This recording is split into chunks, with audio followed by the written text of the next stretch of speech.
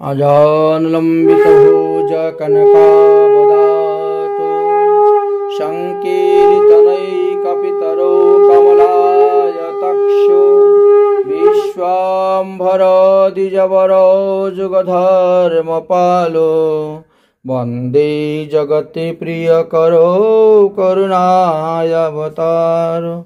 नाम त्रिकालसत्याय जगन्नाथसुताय च सवित्राय सपुत्राय सकलत्राय ते नमः। कौस्तुरीतिलकं ललाटे पटले वक्षस्थले कौस्तुभं न सागरे वरमुखेति कंकरतले वेणुकरे कंकणं स्वांगे हरिचन्दनं सुललितं कंठे च मुक्तावली गोपाश्री परिवेष्टितं विजयते गोपालचूड़ामणि लेन्दिरवरकान्तिमिन्दवदनं बर्हावतौ सप्रियं श्रीवत्सलाङ्कुमुदारकुस्तुभधरं पीताम्बरो सुन्दरं गोपीनां नयनपलार्चिततनो गोगोत्पशङ्कावृतं गोविन्दं कलवेणुवदनपरं दिव्याङ्गभूषणं भजे। बर्हापिराभिरामं मृगमदतिलकं कण्डलाक्रान्तगण्डं कञ्जाक्षं कम्बुकण्ठं स्मृतौ शिवगमुखं स्वाधरेण स्तवेन श्यामं शान्तं त्रिवङ्गरविकरवसनं भूषितं वैजयन्तं वन्दे वृन्दावनस्थं युवतिशतवृतं ब्रह्मगोपालवेशयं राधिका शरत इन्दुनिन्दिमुखमण्डले कंतले विचित्रवेणु चंपकपुष्पशोभने नीलपाट्टयंगे शोभिताहे यादौरनि वन्दे जय श्रीपादपद्म विश्वभानुनन्दिनी गौरीनित नयनपूरिणीत चञ्चल मृदुगति निन्दितं वदनमण्डल चादनिरमल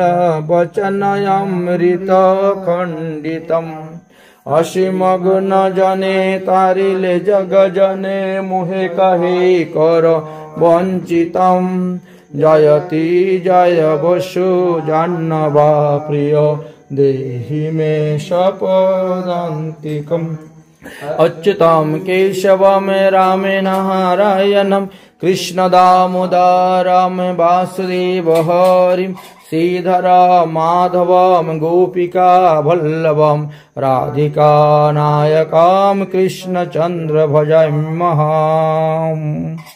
राधे किशोरी दया करो राधे दया करो राधे किशोरी दया करो। तप्त कंचन गौरांगी राधे वृंदावनेश्वरी विश्वभानुसुतं देवी तं नमामि हरिप्रिये। शुद्धि भक्तबृंदगण, राधा तत्व अत्यंत घोर तत्व। एजন্য राधा तत्व अनेकेই জানেন না। শ্রীমতী রাধারানী কখন বর্ষানায় থাকেন, কখন নন্দগ্রামে থাকেন, কখন জাবটে থাকেন, এই বিষয়টা না জানলে লীলাস্মরণে আপনি অগ্রসর হতে পারবেন না। এই জন্য আজকে আমরা তদ্বিষয়ে কিঞ্চিত আস্বাদন করব। দেখো, ভগবান শ্রীকৃষ্ণের নিত্য বয়স হয়েছে 15 বৎসর 9 মাস 7.5 দিন।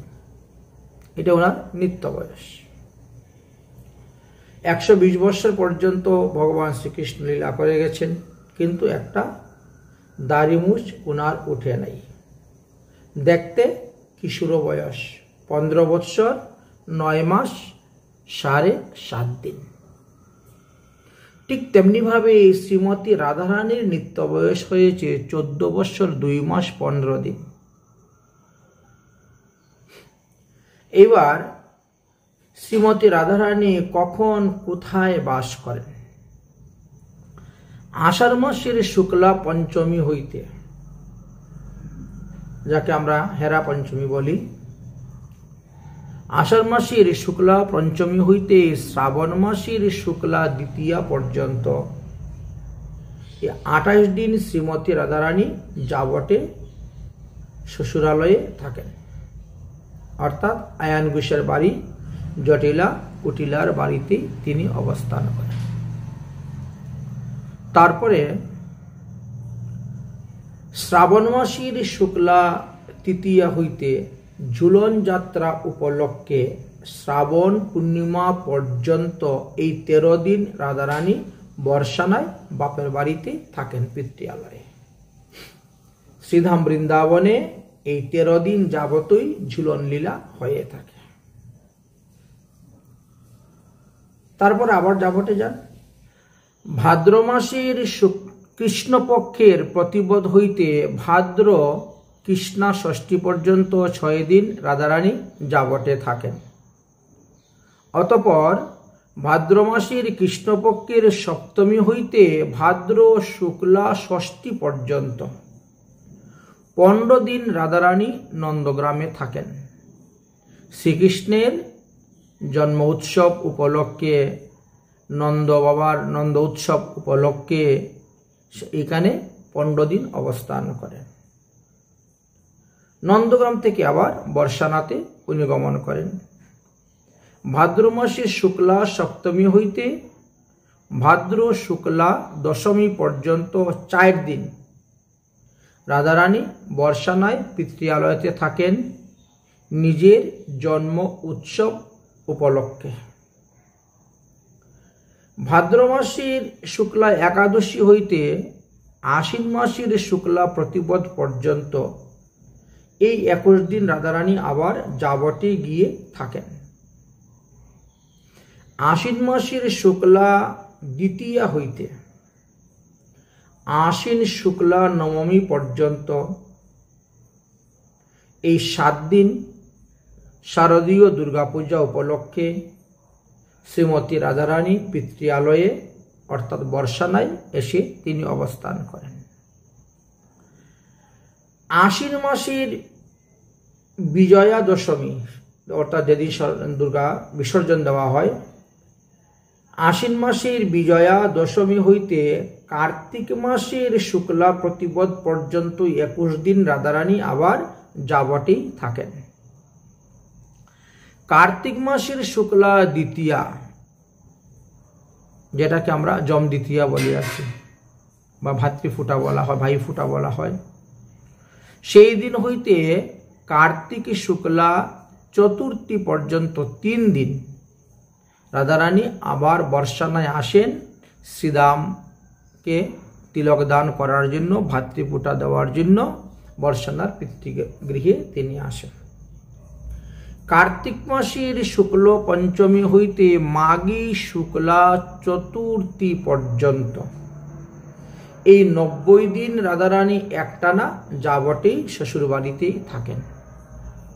তারপরে মাঘী শুক্লা পঞ্চমী অর্থাৎ সরস্বতী পূজার দিন হইতে আষাঢ় শুক্লা চতুর্থী পর্যন্ত 150 দিন অর্থাৎ 5 মাস কাল রাধারানী বর্ষানাতে অবস্থান করিয়া থাকেন। এবার কোন কোন দিন শ্রীকৃষ্ণ গোচারণ করতে আসেন না সেটাও জানার দরকার। কারণ আমরা দেখতে পাই বৎসরের মধ্যে 44 দিন ভগবান শ্রীকৃষ্ণ গোচারণ করেন না, বাকি সব দিন গোচারণ করেন। এক হলো ভাদ্র কৃষ্ণপক্ষ অষ্টমী অর্থাৎ শ্রীকৃষ্ণের জন্মাষ্টমী দিন তিনি গোচারণ করতে আসেন না।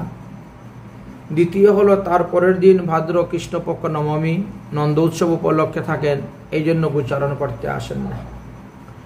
তৃতীয়ত হলো রাধারানীর রাধার জন্মাষ্টমী, ভাদ্র মাসের শুক্লপক্ষের অষ্টমী রাধা জন্মাষ্টমী, সেই দিনও গোচারণ করতে আসেন না। আর তারপরের দিন বিষভানু মহারাজ কন্যা সন্তান হয়েছে বলে যে উৎসব করেছিলেন, কীর্তিদামা উৎসব করেছিলেন, এই কারণে সেই দিনও আসেন। তাহলে এইখানেই 4 দিন পাওয়া গেল ভগবান শ্রীকৃষ্ণ গোচারণ করতে আসেন। তাছাড়া মাঘী শুক্লা পঞ্চমী হইতে ফাল্গুনী পূর্ণিমা পর্যন্ত এই 40 দিন ভগবান শ্রীকৃষ্ণ রং খেলায় মেতে থাকেন, এই জন্য তিনি গোচারণ করেন না। এইভাবে 44 দিন ভগবান শ্রীকৃষ্ণ বৎসরের মধ্যে গোচারণ করতে আসেন না। এই 44 দিন দেখা গেল শ্রীমতী রাধারানীও সূর্য পূজা করতে আসেন না। বৎসরের মধ্যে 44 দিন রাধারানী সূর্য পূজা করতে আসেন না। এই তত্ত্বগুলো না জানলে আপনি লীলাস্মরণ করতে পারবেন না। এখন রাধারানী যখন জাবটে থাকেন, তখন রাধাকৃষ্ণ বৃন্দাবনে নিধুবনাতে রাসলীলা করার পর সকালে মঙ্গল আরতির পর যখন তারা রওনা হন, বৃন্দাবন হইতে নন্দগ্রামে প্রবেশ করার আগে দুমন নামে একটি বন আছে। ওই স্থান পর্যন্ত সবাই একসঙ্গে যান। দুমন বনে যাওয়ার পরে ভগবান শ্রীকৃষ্ণ নন্দগ্রামে চলে যান আর রাধারানী চলে যান জাবটে। অন্যান্য সখীগণ যার যেখানে বিবাহ হয়েছে তারা সেই সেই স্থানে গমন করে থাকেন। আচ্ছা, রাধারানী যখন বর্ষানায় থাকেন তখনও তো রাধারানী রাসলীলাতে আসেন, রাসলীলা তো নিত্যই চলতেছে। তখন রাধারানী রাসের অন্তে কুঞ্জ শয়ন করেন এবং সকালবেলা মঙ্গল আরতির পরে রাধা কৃষ্ণ সখীগণ সবাই মিলে বৃন্দাবন হইতে বর্ষানা 2 কিলোমিটার দূরে কদমখণ্ডী নামে একটি বন আছে। সেই কদমখণ্ডী পর্যন্ত সবাই একসঙ্গে যান। সেখানে যাওয়ার পরে রাধারানী ওখান থেকে বর্ষানায় চলে আসেন আর শ্রীকৃষ্ণ সেখান থেকে নন্দগ্রামে চলে যান।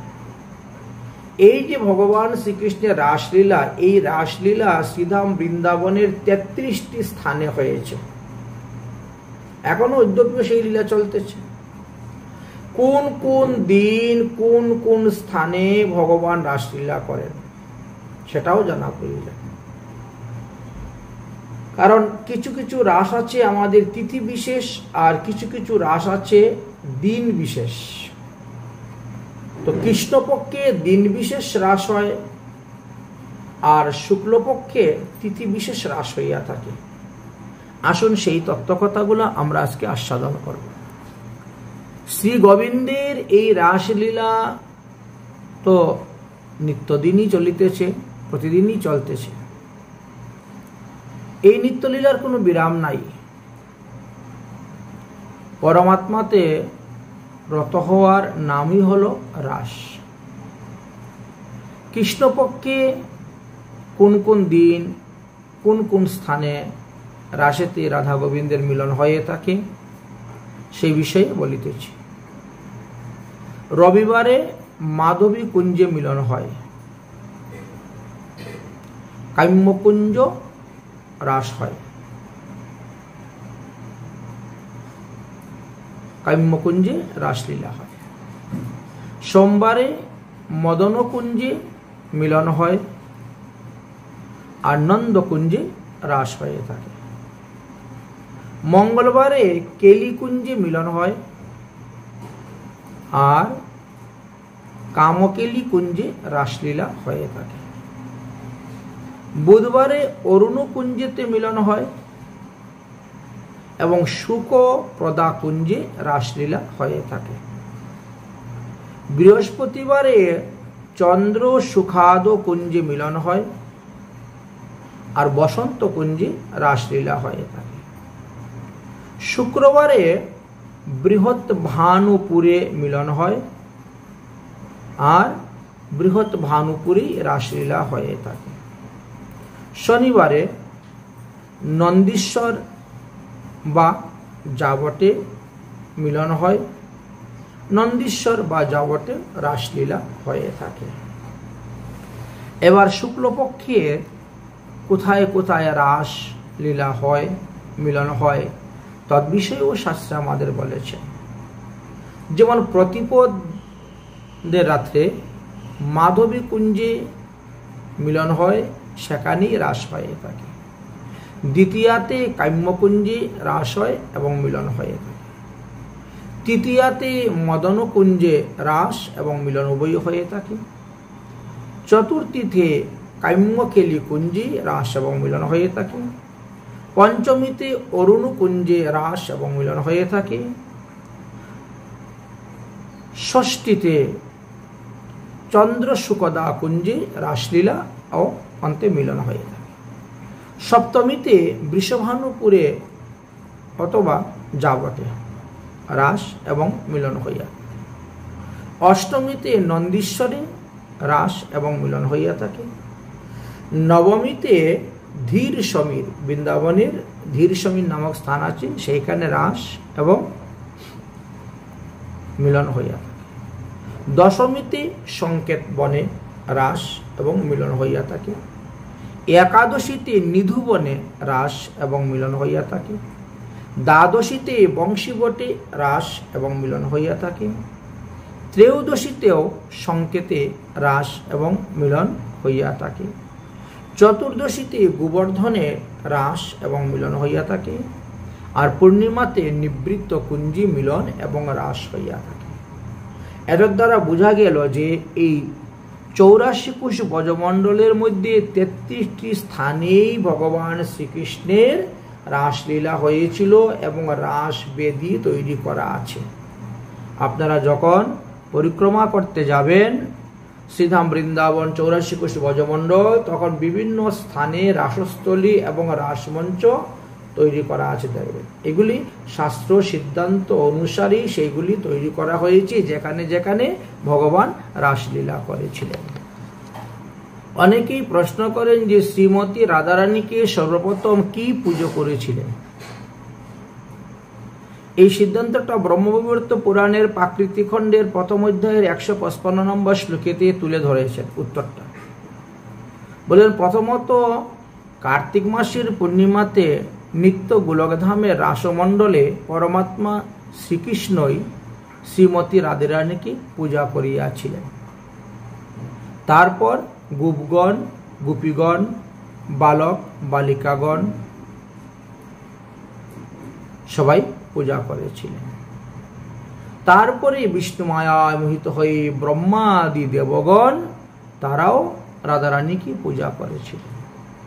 এমনকি মুনি ঋষিগণ পূজা করেছেন, মনুগণ পূজা করেছেন।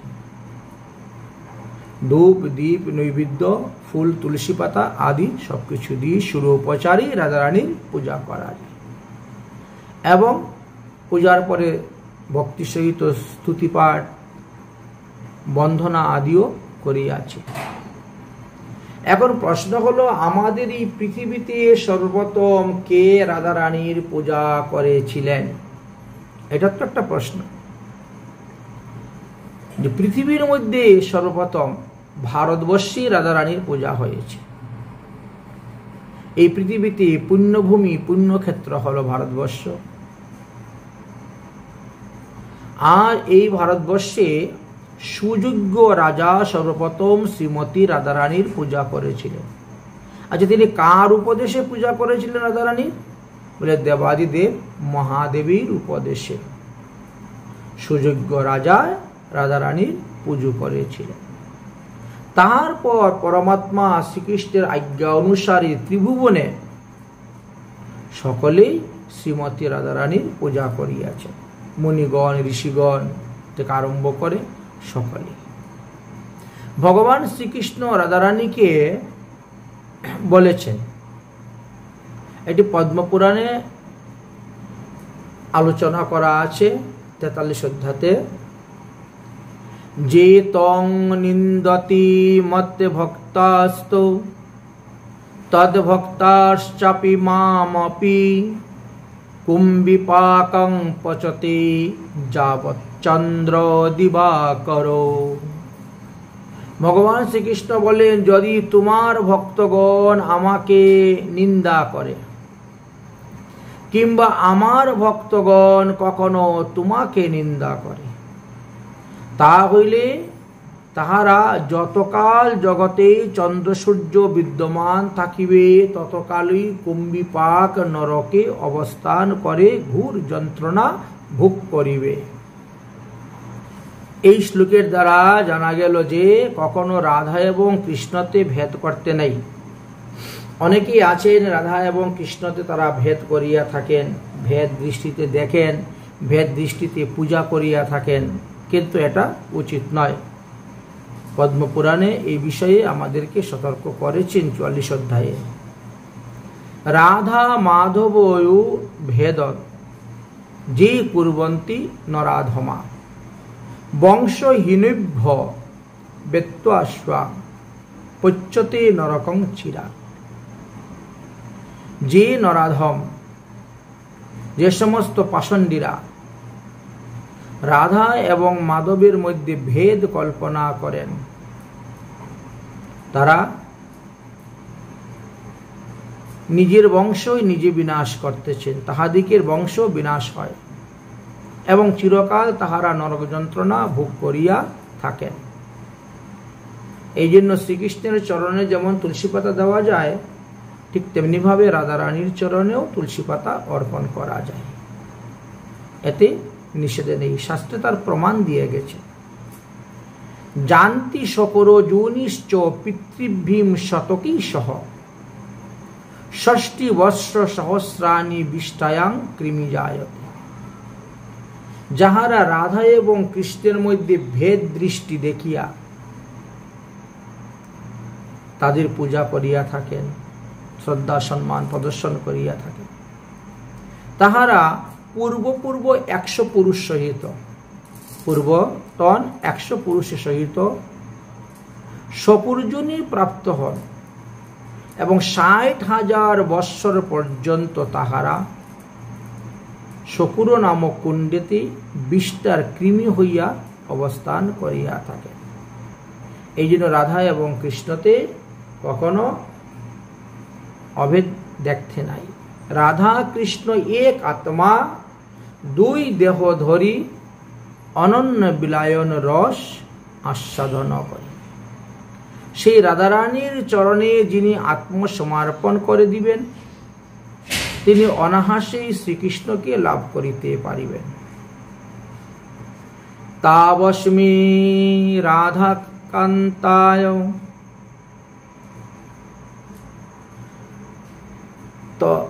তাবাস্মি রাধিকা নাত কর্মণা মনুষা গিরা কৃষ্ণকান্তে তবৈস্বাস্মি যুবাম এব গতি মমঃ যো অয়ং মমাস্তি যৎ কশ্চিৎ ইহ লোকে পরত্র চ তৎসর্বং ভবতু অদ্য চরণেষু সমর্পিতাম। তাই আপনি প্রতিদিন যাহা কিছু করবেন, ভগবানের শ্রীচরণে ফুল দেওয়া, তুলসী দেওয়া, পূজা করা, ভোগ লাগানো, আচমন দেওয়া, স্নান করানো, হরিনাম জপ করা, বৈষ্ণব সেবা করা, যা কিছু আপনি সৎকর্ম করবেন সমস্ত কিছু রাধা মাধবীর চরণে অর্পণ করে দিবেন। ইহাতে আপনি আরো উত্তম ফল, বেশি ফল লাভ করতে পারবেন।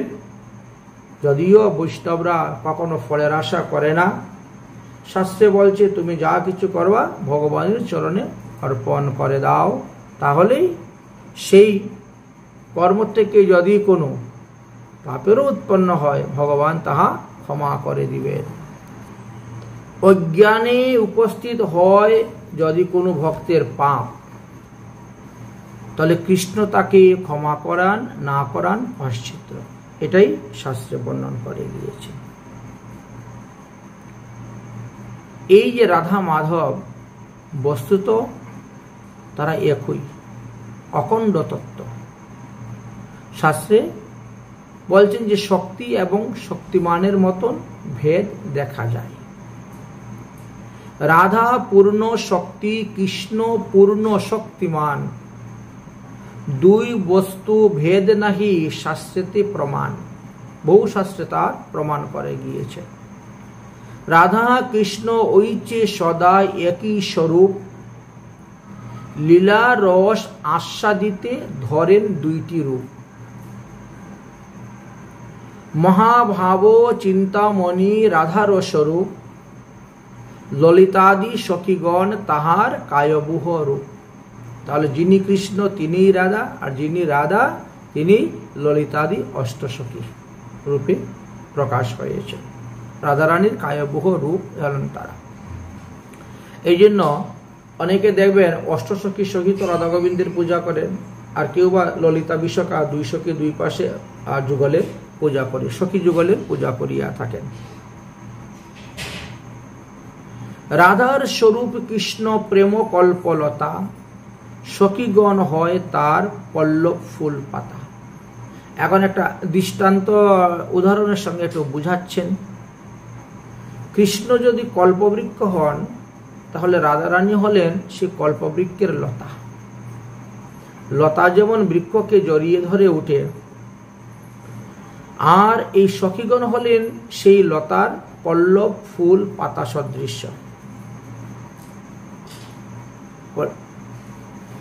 কৃষ্ণ লীলামৃত যদি লতাকে সিঞ্চয়, অর্থাৎ ভগবান শ্রীকৃষ্ণ যদি রাধারানীকে আনন্দ প্রদান করেন, কৃষ্ণ লীলামৃতে যদি লতাকে সিঞ্চয়, নিজস্ব হইতে পল্লবাদির কুটি সুখ হয়।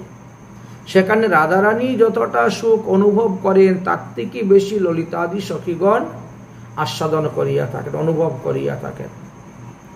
কারণ একটা গাছের গোড়ার থেকে যদি একটা লতা গাছ জড়িয়ে উঠে, গাছের গোড়াতে জল দিলে পরে লতা যতটা তৃপ্তি পায়, তার থেকে বেশি তার শাখা প্রশাখা পাতাগুলা তৃপ্তি পায় দেখা যায়। এরা একেবারে হারাভরা হয়ে উঠে যায়। এই জন্য বলছেন রাধাসহ রাসক্রিয়া আস্বাদন কারণ, আর সব গোপীগণ হলো রসের উপকরণ। এই যে রাধারানীর সহিত শ্রী গোবিন্দ রাসলীলা করেছেন, রাসের মূল স্তম্ভ হলেন রাধারানী। যে কোনো উৎসব করতে গেলে একজনকে নিমিত্ত করে উৎসব হয়, কিন্তু উৎসব অনুষ্ঠান করতে গেলে অনেক লোকের প্রয়োজন। একজন দুজন লোকের দ্বারা উৎসব অনুষ্ঠান করা যায় না, বহু লোকের প্রয়োজন হয়। তো অন্যরা সব বলছেন এরা রসের উপকরণ, আর মূল হলেন রাধারানীকে আস্বাদনের বিষয় ছিল শ্রী গোবিন্দের। রাধা গোবিন্দের মধ্যে যে রসটা, সেই রসটা ছিল মধুর রস বা সিঙ্গার রস বলা হয়েছে। আমরা জানি যে ভক্তবেদে রস আমাদের 5 প্রকারের আছে। ভক্তবেদে রতিভেদে 5 প্রকার: শান্ত রতি, দাস্য রতি, সৈক্য রতি আর বাৎসল্য রতি, মধুর রতি। এই 5 বিভেদ রতিভেদে কৃষ্ণের ভক্তি রস 5 ভেদ। যার যেরকম ভক্তি, যার যেরকম রতি হয়েছে ভগবানের প্রতি, তিনি সেই রসের উপাসক বলা হয়। তাই কেউ শান্ত, কেউ দাস্য, কেউ সৈক্য, কেউ বাৎসল্য, কেউ মধুর রস। এই জন্য এই 5 প্রধান রসের কথা আলোচনা করেছে। কৃষ্ণ ভক্তি রসের মধ্যে এই 5ই প্রধান, এই 5টাকেই প্রধান বলে গিয়েছেন। কারণ আমরা দেখেছি বা শাস্ত্রেও শোনা যায় যে শান্ত ভক্ত নবযুগেন্দ্র ছিলেন, শান্ত ভক্ত সৌনকাদি ঋষিগণও ছিলেন, বা ব্রহ্মার পুত্র সনকাদি মুনিগণ চতুর্শন, তারা শান্তরস ছিলেন। কিন্তু শান্তরসেও তো তারা ভজন করে ভগবানকে পেয়েছে। দাস্যরসের উদাহরণ দিতে গেলে সর্বপ্রথমে হনুমানের নাম তো আসবেই আসবে। এত ভিন্ন আরো বহু ভক্তির কথা লেখা আছে। শান্ত ভক্তে নবযুগেন্দ্র সনকাদি আর দাস্যভাবে হনুমান আদি বহু সেবক তার। শৈক্য ভক্ত শ্রীদামাদি পুরে ভীম অর্জুন, আর বাৎসল্য ভক্ত মাতা পিতা যত গুরুজন, নন্দ যশোদার থেকে আরম্ভ করে যত গুরুজন, সান্ডুল্যমণি, গর্গাচার্যমণি ইত্যাদির কথা বলছেন গুরুজন। মহিষীগণ লক্ষ্মীগণ অসংখ্য গণন, মধুর রসে ললিতাদি মুখ্য ব্রজের গোপীগণ। বললেন যে দ্বারকা লীলায় ভগবান শ্রীকৃষ্ণের 16,108 জন মহিষী ছিলেন। তারাও কৃষ্ণকে মধুর রসে উপাসনা করেছেন, কিন্তু করলে কি হবে? এই সবার থেকে শ্রেষ্ঠ হলেন ললিতাদি ব্রজের মুখ্য ব্রজগোপীগণ। তো ব্রজের মুখ্য গোপীগণের মধ্যে 8 জনকে ধরা হয়েছে: ললিতা, বিশাখা, সুচিত্রা, চম্পকলতা, রঙ্গদেবী, তঙ্গবিদ্যা, সুদেবী, ইন্দ্ররেখা। আর এই অষ্টসখীর শিরোমণি হলেন শ্রীমতী রাধা রানী। তিনি হলেন ব্রজের মুকুটমণি। সচিদানন্দ পূর্ণ কৃষ্ণের স্বরূপ। ভগবান শ্রীকৃষ্ণের স্বরূপটা কি? সৎ চিত আনন্দ, এই জন্য সচিদানন্দ। এই তিনটাকে 3 শক্তিও বলা হয়েছে: সৎ শক্তি, চিত শক্তি, আনন্দ শক্তি। ভগবানের অনন্ত অনন্ত শক্তির মধ্যে এই 3 শক্তিকে প্রধান বলা হয়েছে। এক চিত শক্তি তার ধরে 3 রূপ। একটা চিত শক্তি থেকেই 3টি রূপ আছে, একটি সৎ শক্তি থেকে 3টি রূপ আছে, একটি আনন্দ শক্তি থেকেও 3টি রূপ আছে। আনন্দ অংশে লাদিনী, সৎ অংশে সন্বিনী, চিদাংশে সংবিত যারে জ্ঞান করি মানি। লাদিনী করায় কৃষ্ণের আনন্দ আস্বাদন, আর লাদিনীর দ্বারাই করেন ভক্তের কুশল। তাহলে সেই লাদিনী বা আহ্লাদিনী আনন্দিনী শক্তি কে? যে লাদিনীর সার হলো প্রেম, আর প্রেমের সার হলো ভাব। ভাবের পরাকাষ্ঠার নাম বলা হয় মহাভাব। সেই মহাভাব স্বরূপিণী হলেন রাধা ঠাকুরানী, সর্বগুণ খনি কৃষ্ণ কান্তা শিরোমণি।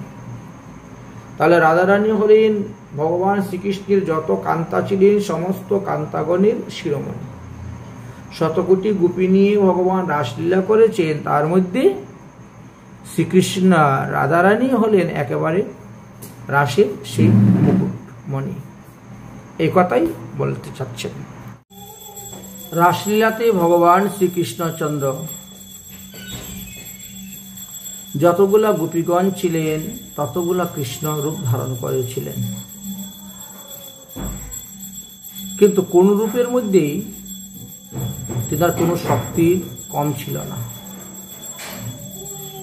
একই বিগ্রহ যদি হন বহু রূপ, আকারেতে ভেদ নাহি একই স্বরূপ।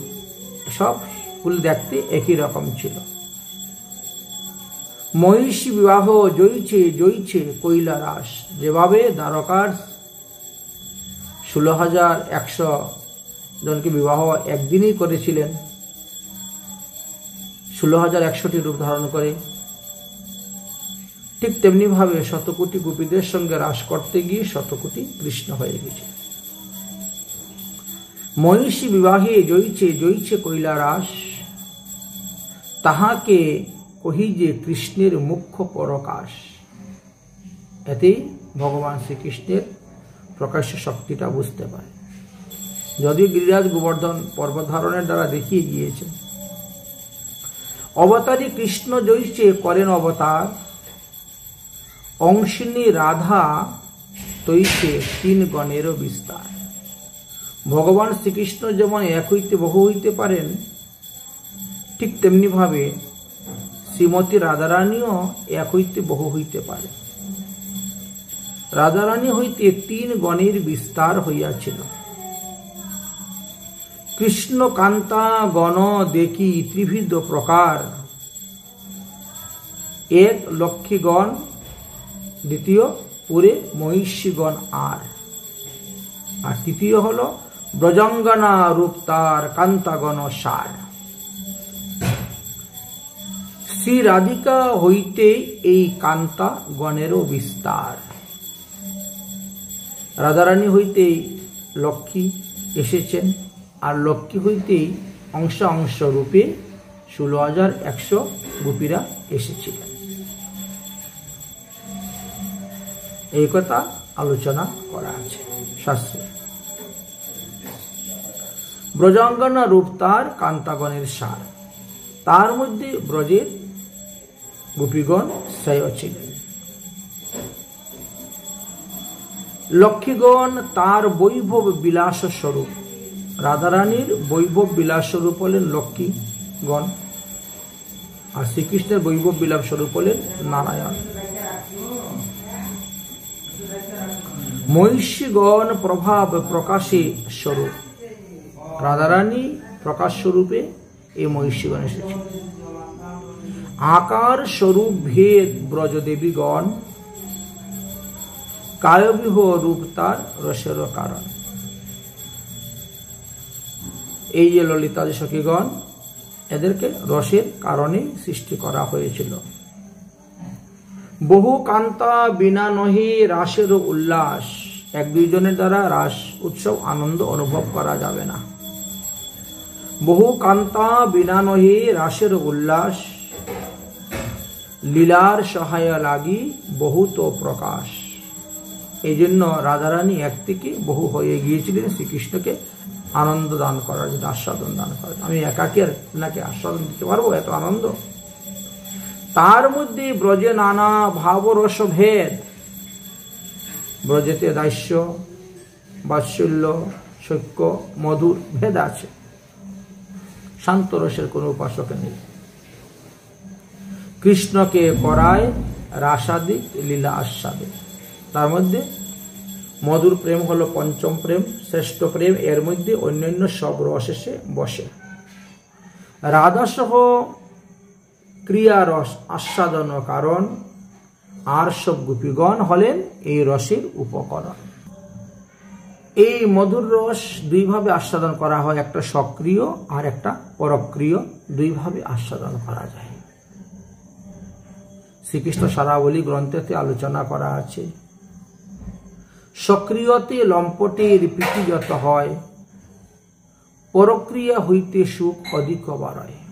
সক্রিয় হইতে পরক্রিয়াতে অধিক আনন্দ এবং প্রেম সুখ আস্বাদন হইয়া থাকে। এই কারণে এই রাশিতে পরক্রিয় ভাব অঙ্গীকার করেছিলেন শ্রীহরি। আপনি লম্পট হরি বুঝি সেই কারণ, শ্রী রাধারে পরক্রিয়া কইলা নারায়ণ। অর্থাৎ রাধারানী আয়ান ঘোষের সঙ্গে বিবাহ হল, পরক্রিয়া হলেন। পরক্রিয়া ভাব রাধার সক্রিয় নহিল, তেই কারণে শ্রী রাধিকা পরাধীন হইলেন। সর্বদা জটিলা কুটিলা গুরুজনদের ভয়ে তিনি ভীত থাকতেন এবং ইচ্ছা করলেই গোবিন্দের সঙ্গে গিয়ে মিলন করতে পারতেন না। এটা আমরা বাহ্য দৃষ্টিতে দেখি।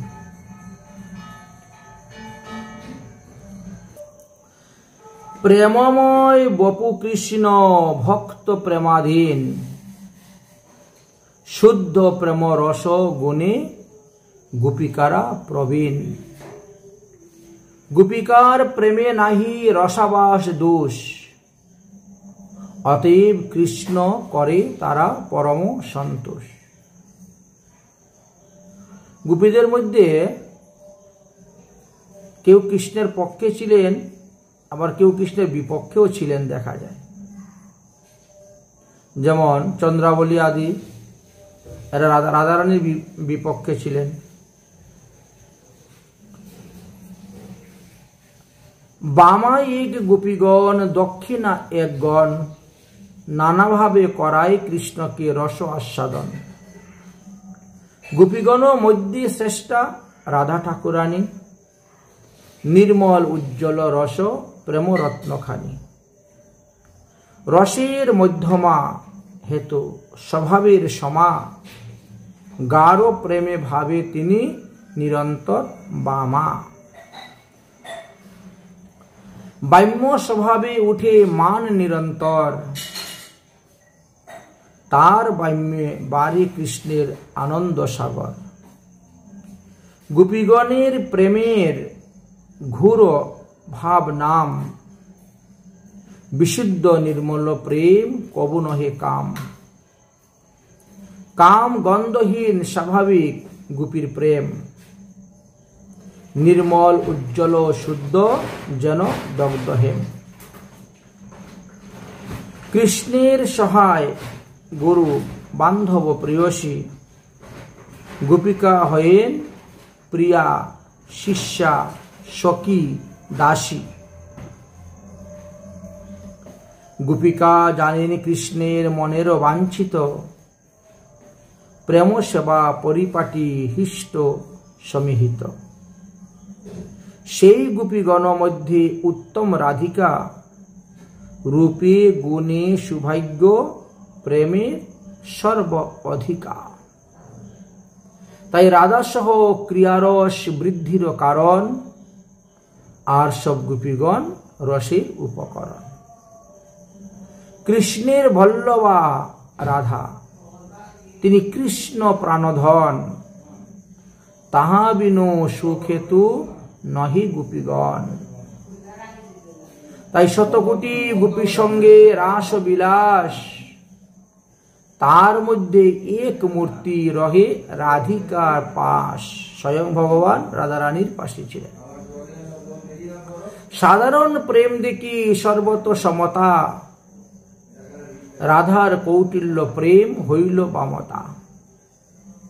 তাই ক্রুধ করি রাস ছাড়ি গেলাম আন করি, তারে না দেখিয়া বেকুল হইলা শ্রীহরি। সম্যক বাসনা কৃষ্ণের ইচ্ছা রাসলীলা, রাসলীলা বাসনাতে রাধিকার শৃঙ্খলা। তাহা বিনা রাসলীলা নাহি তার চিত্তে, তাই মণ্ডলী ছাড়িয়া গেলা কৃষ্ণ রাধা অম্বেশিতে। ইতস্তত ভূমিয়া কাহা রাধা না পাইয়া, বিষাদ করেন কাম বানে খিন্ন হইয়া। শতকোটি গোপীতে নহে কাম নির্বাপন, তাহাতেই অনুমানে শ্রী রাধিকার গুণ।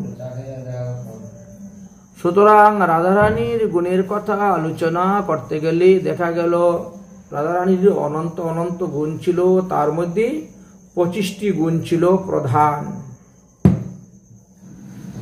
বৃন্দাবন পুরন্দর শ্রী মদন গোপাল, রাসবিলাসী সাক্ষাৎ ব্রজেন্দ্র কুমার। শ্রী রাধা ললিতা সঙ্গে রাসবিলাস, মন্মত রূপে যাহার প্রকাশ। ওহে পরীক্ষিত, রাস ক্রিয়া সর্বোপরি, কে কহিতে পারে ওইছে গানের মাধুরী। তাই রাসলীলা হলেন ভগবান শ্রীকৃষ্ণের সমস্ত লীলার সর্বোপরি লীলা। এই রাসলীলাতে এক একজন সখী এক এক রকম যন্ত্র বাজিয়েছেন, তাদের বীণারও বিভিন্ন রকম নাম পাওয়া যায়। শ্রীমতী রাধারানী যে বীণা বাজাইতেন সেই বীণার নাম হল আলবানী বীণা বা অলাবনী বীণার নাম ছিল। বিশ্বকাশবী যে বীণা বাজাইতেন তার নাম হল কচ্ছপী বীণা। সুচিত্রা দেবী যে বীণা বাজাইতেন তার নাম ছিল রুদ্র বীণা।